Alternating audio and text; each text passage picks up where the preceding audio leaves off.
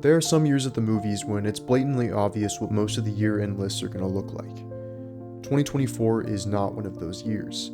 Every best movies of 2024 list is going to look wildly different from the next, because the gems of this year are largely found within the more under-the-radar stuff.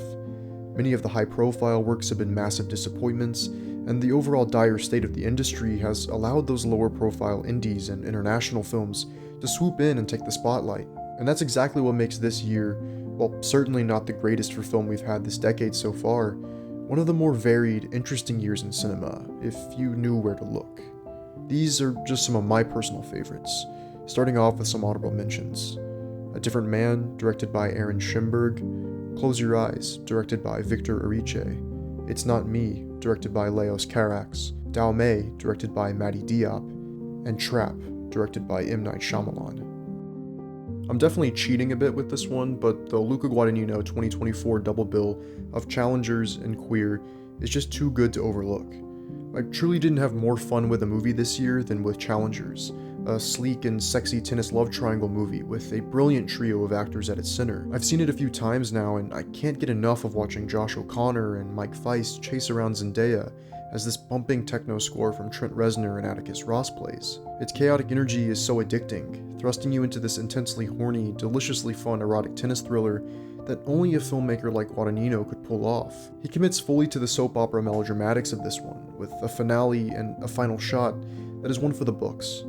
Guadagnino's second release of the year, Queer, on the other hand, while retaining much of the same creative team, is operating in a polar opposite energy from Challengers. Adapted from the William S. Burroughs novel of the same name, this opiate-induced odyssey of lust follows a drunken, sweaty Daniel Craig as he wanders from bar to bar in a 1950s Mexico to fill that gaping hole in his heart for human connection.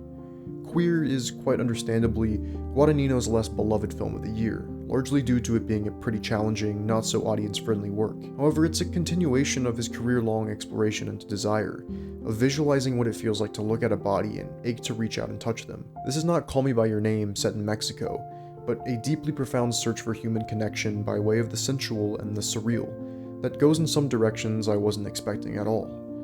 Adapting a writer like Burroughs has to feel like an almost impossible task, but Queer is just about as close to the epitome of adapting the unadaptable that we'll ever get. Furiosa was, of course, George Miller's long-gestating return to the Mad Max franchise, and I think it's by far the best blockbuster of the year. It's rife with that vehicular mayhem and dumbfounding stunt work we've come to know from this world, but this time around feels so much more somber, more patient and ambitious. Much has been said about Furiosa's more digital aesthetic and less handcrafted approach in comparison to Fury Road, but to compare the two feels entirely futile and unfair. They're operating in two entirely different modes. One is a 2-hour chase movie, the other a sprawling, multi-chapter revenge epic, led by career best work from a largely wordless Anya Taylor-Joy. The film really has much more in common with Miller's previous film, 3,000 Years of Longing, than it does Fury Road. And I find that such a welcome change of pace in big-budget action storytelling that provides exactly what most come to the movies for, that pure maximalist entertainment from an action master. It's sad to think this may be George Miller's final movie in the Mad Max saga, because I feel like there is so much more here left to explore. The question is Warner Brothers willing to fork over the money for another one after Furiosa's disappointing box office results? But regardless, it's just such a joy to watch a completely uninhibited George Miller. Maybe, but hopefully not, for the very last time. Romanian auteur Radu Jude's vulgar comedy is a savage and incisive look into what it's like to live in this day and age, tracing Angela, a stress-ridden production assistant, as she traverses around Bucharest to interview injured workers for a workplace safety video. Much of the film's runtime is spent with Angela in her small car, interspersed with these profane Andrew Tate face-swap TikToks, U-Bowl cameos, and footage from a 1981 film called Angela Moves On. This probably sounds like the most exasperating film ever, and yeah, it kind of is, in the best way possible. But Jude's films are always these lengthy, confounding blends of crude, absurdist humor and sharp social critique. This is one of those films that you'll fall more and more in love with as time passes. Its mind-numbing, tedious wavelength becoming increasingly clear, building up to a 35-minute long final shot where its barrage of confrontational ideas finally come to a head. By the end of Jude's nearly 3-hour gag machine, you'll find a keen, riotously funny observation of our world's steady decline. This idea that the end of the world is happening right now, all around us, we've just numbed to it and come to see it as a part of our everyday. Following up a film like Drive My Car is such a monumental task, and with Evil Does Not Exist, an eerie, beguiling eco-parable, Ryosuke Hamaguchi made something that took everything you may have expected from him and flipped it on its head entirely. The film concerns a rural community outside of Tokyo upset about a company that is coming in seeking to build a glamping site near their village, one that would pose personal and ecological threats to this small community. At first, Hamaguchi creates this gentle atmosphere, keyed into nature and the everyday routine of rural existence, made even more cozy by Iko Ishibashi's jazzy, melancholic score. But that tranquility then opens up to a later, much darker turn in the third act that filled me with a dread I haven't felt in a Hamaguchi film up to this point, that almost feels like something straight out of a Kiyoshi Kurosawa film. But it's the middle section of the film that houses the most powerful scene, where we watch a presentation in which two spokespeople from the company present their plans and sit at a panel in front of all the villagers, fielding their concerns about things like the location of a septic tank or measures in place to prevent wildfires. This is where Hamaguchi's thesis becomes most evident to me, where he gives voice to the evil hidden and obfuscated by many, that evil hard to define, faceless, but is nevertheless present within our daily lives that we choose to tow around and ignore. Hamaguchi leaves us with this statement so equipped for this particular moment in time that, to me, cements him as a master observer of human connection amidst an individualistic world. The point at which Evil Does Not Exist decides to conclude can be pretty jarring, but rather than frustrate, it, at least for me, is a startling move that punctuates this work about obscured or abstracted truth, resisting any form of satisfying closure and leaving you there in a haze of fog, searching for answers you will likely never receive. Posited by many as the next great American epic to stand alongside the likes of The Godfather or There Will Be Blood, The Brutalist is a 215-minute behemoth that spans 30 years in the life of a Hungarian Jewish architect and Holocaust survivor named Laszlo Toth. Toth flees to America with dreams of building a better future for himself and his family, encountering the ruthless landscape of capitalism in this supposed land of opportunity.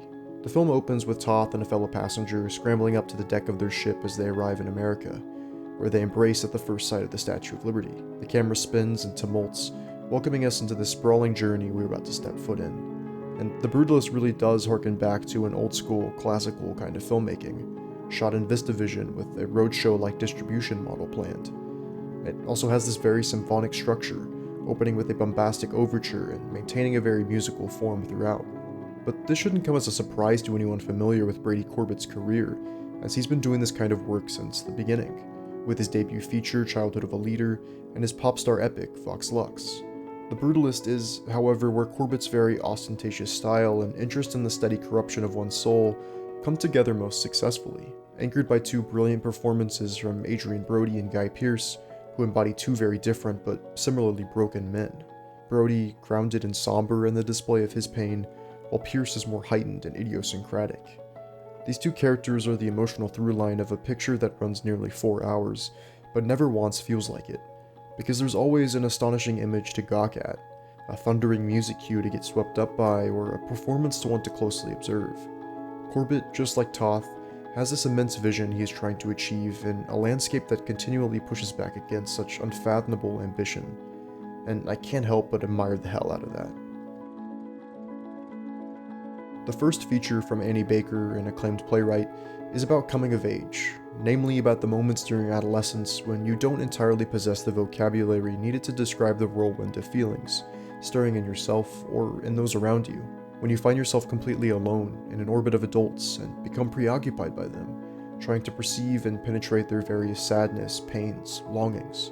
Janet Planet is about a young girl, Lacey, who is preoccupied by her mother, Janet. Lacey carefully observes her mom during a lonely summer as Janet goes on this search for fulfillment or enlightenment in the wrong places, namely in lousy men.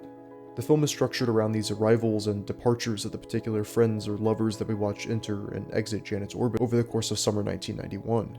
Lacey, of course, remains the one constant in Janet's orbit, a mother-daughter pairing that enjoy one another's company until someone comes along and intrudes on their pleasant existence. The chemistry between Julianne Nicholson and newcomer Zoe Ziegler shine on screen and is the heart of this film. They have such an organic dynamic between them, where they are given the space to render an authentic relationship between one another. There's one scene in particular between them where Lacey plays music for her mom on a lap piano, and it is one of the most touching scenes of the entire year. because Baker so beautifully understands, unlike many other films of this type, that youth can sometimes be very still and solitary, so much so that our small, curious eyes begin to draw toward our parents, unprepared when we reach the point we look at them and begin to see and absorb their sadness, their faults. In Janet Planet, every line of dialogue, every potent moment of silence or ambient sound, accumulates to express a wave of feeling through the subtlest of gestures, completely free of sentimentality, but filled with so much love for its characters. When Jane Schoenbrunn released their ultra lo-fi internet horror film We're All Going to the World's Fair back in 2021, you could immediately tell this was the introductory moment for an artist that was going to make deeply special films in the future. And their follow-up, I Saw the TV Glow, is exactly that, managing to retain the handmade quality that made World's Fair so offbeat, in that every moment feels so vividly personal, while also looking and feeling so much bigger and bolder. The film follows two lonely high schoolers who bond over a shared adoration for a Saturday night TV show called The Pink Opaque. This is a late-night Buffy the Vampire Slayer-esque program that provides them an escape from their mundane suburban existence. Every inch of every single frame in I Saw the TV Glow is so lovingly rendered, from its candy-coated dreamscape imagery to its perfectly replicated 90s TV aesthetic. Schoenbrunn really put every bit of A24's money to good use, commissioning a banger soundtrack of 15 original songs and creating a fully realized fictional media landscape around its characters. But the film is also laced with a deep sadness and an ability to visually communicate things and ideas that don't have definitive images. Ideas like transness, dysphoria, and dissociation. Schoenbrunn definitely explores the refuge fandom can provide, but also how these formative images that make you feel seen in your youth are only the first few steps in living as your true, authentic self. That if further steps are not taken in the real world, those images previously comforting slowly become reminders of regret, a mourning for the imagined individual one could have been. I'd say with no hesitation that I Saw the TV Glow is and is going to be seen as the defining film of the 2020s, one that is going to be revisited over and over again because of how it handles the many things that have dominated our lives, our daily conversations, and culture at large in this generation. Things like gender identity, nostalgia, and the silent pleas of adolescence for human connection beyond the screen. Schoenbrunn is making films that attempt to bring shape to these ideas and feelings long trivialized, something I find so critical in this day and age. The beauty of La Chimera is so transportive, crackling with magic at just about every turn, entirely fueled by Alice Rohrwacher's playful approach that is constantly shifting and adapting. The film is a careful mix of that earthly tactility rooted in the sensibilities of Italian neorealism, with this disarmingly casual approach to magical realism. Rohrwacher plunges us down inside a community of Tomb Raiders, or Tomperolis, spearheaded by a cranky but charming Josh O'Connor, who we find armed only with a dirty white linen shirt and a gift to sense the exact locations of Etruscan tombs. This is a film that is so easy to get lost in because of how carefully drawn its fantastical world of eccentric characters are and how loaded it is with the intoxicating nature of myth and romance. We get to uncover these strange, isolated corners of Italy, spaces that are as equally touched by magic as they are the grime of the earth. The great cinematographer Hélène Levart's sun-soaked photography is deeply tactile and whimsical, hopping between different aspect ratios and film formats, from 16mm to Super 16 to 35mm, all to help delineate between dream and reality or flashbacks in the present day. It's really such a formally unpredictable film, where you're left constantly on your toes, never quite knowing what kind of filmmaking magic Rohrwacher is going to conjure up next. In turn, La Chimera almost feels like a dream itself, some fable that would stir in your mind during a melancholy slumber with all of its wistful images, seemingly random invocations and illusory motifs, where it feels like the many ancient artifacts its characters unearth, a beautiful discovery dug up from a bygone era, only waiting to be projected for many to fix their eyes on its beauty. Sean Baker has made a career out of telling stories about the impossibility of the American dream, and Anora is his most successful variation of that idea. It's part fairy tale romance, part screwball comedy, part tragedy, that follows the backlash of a down-on-her-luck Brooklyn sex worker marrying the wildly immature son of a Russian oligarch. Baker charges every moment of this film with such a propulsive energy, placing us right in step with the protagonists as they frantically and farcically move through such chaotic spaces. It's bar none his most crowd-pleasing populist work to date, marrying that raw, in-the-streets texture with pure visual excess. But it's Baker's eye for talent that continues to be his strongest attribute as a filmmaker, not only discovering the hysterical Mark Edelstein who plays the perfect spoiled brat, but also in placing such an underrated performer in Yuri Borisov in his biggest role yet. But the film is undoubtedly a vehicle for Mikey Madison, and a star-making turn as the coarse but effervescent titular character. She carries every single frame of this movie, nailing the pole dancing club montages, the farcical physical comedy hijinks, and the devastating emotional moments played entirely behind the eyes. It'd be hard to find another performance this year so key to a film's overall success, as she is always center stage, ensuring that the tricky balancing act Baker's script is pulling off doesn't ever take a nosedive. But underneath all of this, there is an intensely moving story about a young woman who has been used, cast aside by so many, just waiting for refuge from the burdens of day-to-day life, waiting for that opportunity to finally live life on her own accord. Baker, while showing us temporary bursts of this fantasy, makes sure to bring us back down to reality as well, circling back around to that idea of an American dream beginning to crumble, where this country's promise of who you could be shows how empty it truly is. Within all of Onora's chaos and comic hijinks, I hope other filmmakers can look at it as an opportunity to tell a variety of new stories from the perspective of sex workers, finally free from the harmful stigma it has held in the past. I can imagine that there's a very tricky balancing act in adapting the work of a beloved writer like Colson Whitehead, because as a filmmaker you want that directorial freedom to make a film your way, with your distinct voice shining through, without betraying the Pulitzer Prize winning source material you're drawing from. And Ramel Ross, making his fiction debut, pulls off what I think no other director could have done, a faithful but radical imagining of Colson's writing, transforming the text of two black teenagers living in the Jim Crow South into a film mostly from the first person, a singular meditation on perspective and trauma. Ross and his cinematographer Jomo Frey's first-person camera allows us to quite literally embody the protagonists and see the action entirely through their eyes, so attuned to the way the human gaze can meander off in the distance or look downward when apprehensive. The first-person camera can feel a bit jarring at times.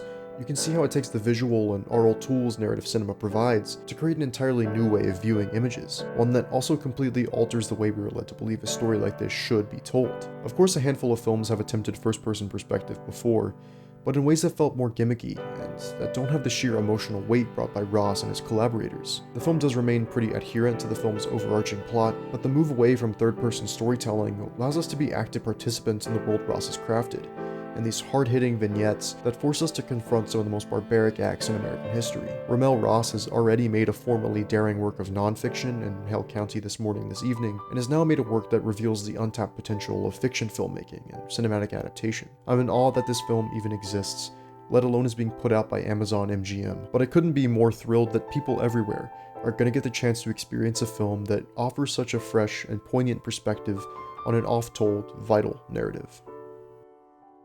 Contemporary working-class Mumbai provides the backdrop for Payal Kapadia's ravishing narrative debut, All We Imagine Is Light. The lives and textures of her Mumbai are so gorgeously rendered, its urban landscapes and bustling populace a vehicle for Kapadia to observe the lives of three women who work in a Mumbai hospital, in which the rhythms of their city tie them down in a state of emotional isolation. This is a film all about yearning, a yearning for love and for a refuge from rigidly observed cultural mores. Kapadia follows these different women on their journey toward some form of escape, of finally embracing a life lived entirely on their own instead of what they've been told is their prescribed fate all along. But All We Imagine Is Light is far from didactic in its social and political messaging. It's quiet and poetic, fluidly shifting between the political, sensual, and sentimental. She acknowledges the strife and socioeconomic inequality, also showcasing the underseen beauty of India's lower class, images of everyday life that only those who intimately know a place could ever capture. Mumbai cityscapes glowing in the night, crowds navigating busy markets, lush landscapes of a seaside town. This atmosphere Kapadia creates here is so light and intoxicating. The mix of intimately recorded voiceover and twinkling instrumentals paired with those simple images of life putting you under a spell. While All We Imagine Is Light may not transcend the form like her first feature A Night of Knowing Nothing did, it shows a remarkable assurance that she is willing to explore all of what cinema has to offer, paying that same reverent attention to fiction as she does to nonfiction. As a character remarks within the film, Mumbai is a city of illusions, and Payal Kapadia taps directly into that to craft this exceptional portrait of a city and its people that finds a stunning union between the personal and the political.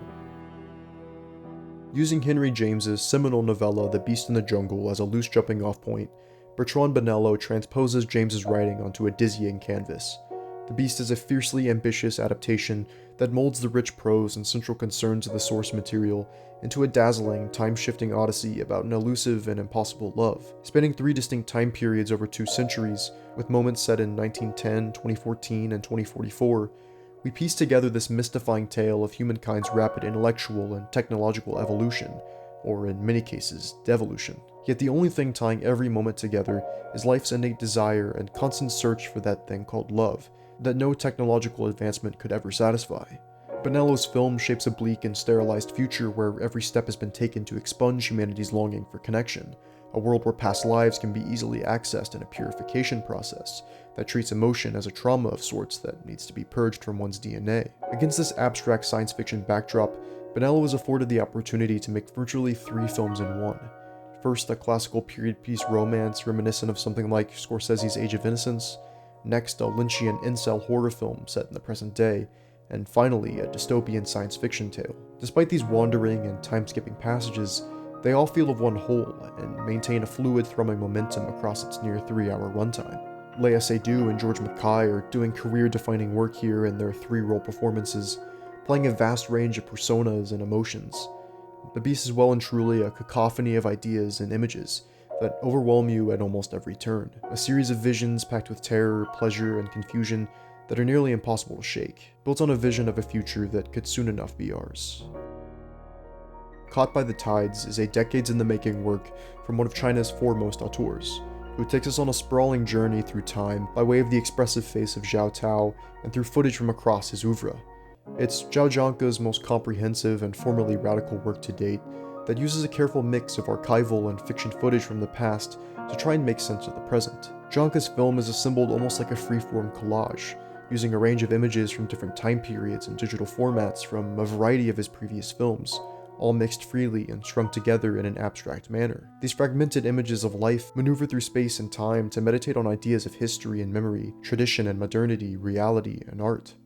Zhangke is a filmmaker who has explored China's turbulent social and economic states throughout his entire career, but Caught by the Tides is his magnum opus, the culmination of his career-spanning observation of 21st century China and its ever-shifting landscapes. This film is a hard one to talk about, simply because I'm not exactly sure how much you're going to get out of it if you aren't familiar with Zhao's cinema, because this is a film so entrenched in his entire oeuvre, a hyper-intertextual experiment that remixes old material of his, uses familiar characters and thematic content. A large part of the beauty of Caught by the Tides is watching Zhangke take these old pieces from throughout his career and imbue them with an even greater weight.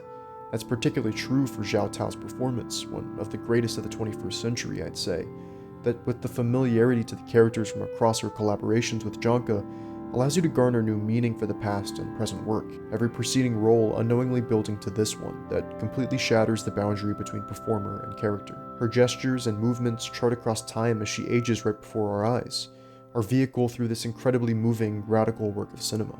Zhangke leaves us with the idea that there's so much beauty to be found in the passage of time, and the accumulation of wrinkles on your face, of memories lost and found. Don't try to outrun the past, but confront it, and use it to help understand our increasingly bewildering present. Andrea Arnold's unique brand of social realism morphs into something entirely new with Bird, a touching, mystical work about children in the face of squalor, forced to grow up too fast. We follow a young girl, Bailey, living with her father named Bug in northern Kent. Bug is preoccupied with the upcoming wedding of his girlfriend of 3 months and trying to make quick cash on the side with a drug toad. The complete disorder of Bailey's home life leads her to seek solace in empty fields above the local quarries, where she can take videos of birds on her phone. There she meets Franz Rogowski's Bird, a mysterious stranger that she finds herself drawn to. A bond forms between them, as with Bird she finally finds a valuable presence in her always unstable life. Like Fish Tank and American Honey before it, Arnold is returning to the realm of dysfunctional, working-class domestic life, seen entirely through the eyes of an adolescent young woman. But this time, Arnold marries her usual gritty, freewheeling style with elements of magical realism. The film almost feels like a classic fairy tale, with its constant interchange between the harsh conditions of the real world and a sort of fantastical liberation from it. But the magic of Bird is also present in its unusual and mundane beauty, where Robbie Ryan's 16mm photography transforms a setting like northern Kent, with its rundown buildings and grimy streets, into something unusually beautiful. Arnold, a local of Kent herself, asks us to look at this place and the people living within it with more generosity, something she's always done in her films, capturing the lives and struggles of impoverished people in a certain time and place without ever feeling exploitative. I'd even go as far to say Bird is her most feel-good movie yet, treading close to being a bit syrupy.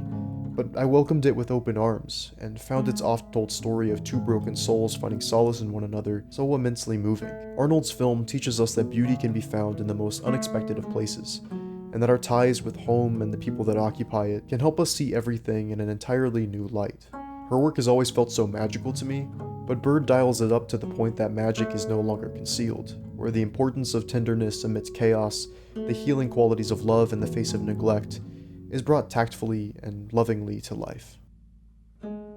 Criminally underrated Belgian filmmaker Bas Devos' Here is the best film I watched all year long. We follow Stefan, a Romanian construction worker living in Brussels, who is spending his final moments in Belgium before returning home. So he makes soup out of the remaining contents of his fridge and spends the film's brief runtime wandering the city to deliver containers of soup to all of his friends. As you can tell, this is an immensely simple film, one made up of leisurely strolls and fleeting encounters, but is able to find so much power in the simplest, most ordinary of things. Images of people looking out of windows into the night, forests and cityscapes bathed in nighttime rainfall or warm sunlight, taking the place of narrative and dialogue. Devos gives you the time and space to bask in the calming atmosphere of every single moment, training his camera on those seemingly minor things that then end up saying so much about the lives of people. It's equal parts a city symphony, a celebration of the ordinary, a look at the wonders of nature, but tackling such grand ideas with a profound restraint and sense of quietude lacking in modern cinema today. Here is quite simply a luminous film that my words cannot do any justice for. Just cozy up to it on a cold, rainy night, and it will hopefully wrap you up in a warm, familiar embrace.